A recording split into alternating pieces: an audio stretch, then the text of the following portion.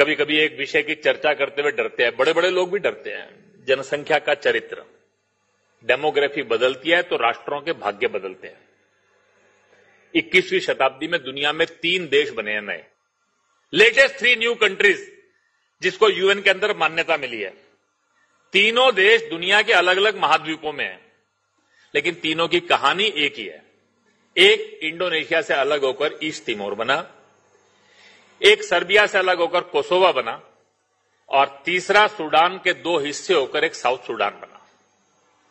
Arabian majority का Muslim country Sudan, उसके 2 हिस्से हो गए। क्यों? क्योंकि सदर्न सूडान जो है 60 साल के अंदर कन्वर्जन बढ़ते बढ़ते that become a Christian majority area. Indonesia का एक हिस्सा ईस्ट तिमोर, उसमें 90% क्रिश्चियन हो गए, वो ईस्ट तिमोर अलग हो गया। अल्बानियन मूल के लोग कोसोवा के अंदर गए, वो लैंडलॉक एरिया, जो वहां पर केवल मात्र जो है वो कोयले की खदानों में काम करते के लिए गए थे। 1880 के अंदर उनका ग्रोथ रेट वो सर्बियन मूल के लोग जो थे उनसे 3 गुना ज्यादा था, और 1930 तक आते आते उनका पॉपुलेशन 30% हो गया, और 1990 तक आते आते वो 75-80% क्रॉस कर गया। कोसोवा अलग देश बन गया। ये तीनों देशों की एक ही कहानी है कि उस देश के रहने वाले जो मूल लोग थे वो माइनॉरिटी में चले गए, दूसरे लोग बढ़ गए। हम इस जनसंख्या के चरित्र के बारे में जागरूक है क्या?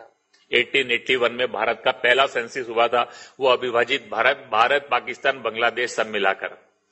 भारतीय मूल के मतपंथ जो थे, इंडियन ओरिजिन के जो अपने रिलीजन्स थे, उनके मानने वालों की संख्या 80% थी।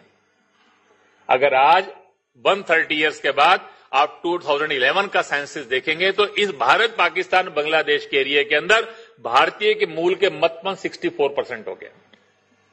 16% कम नहीं हुए। 20% लोगों ने 80% को 16% कम किया।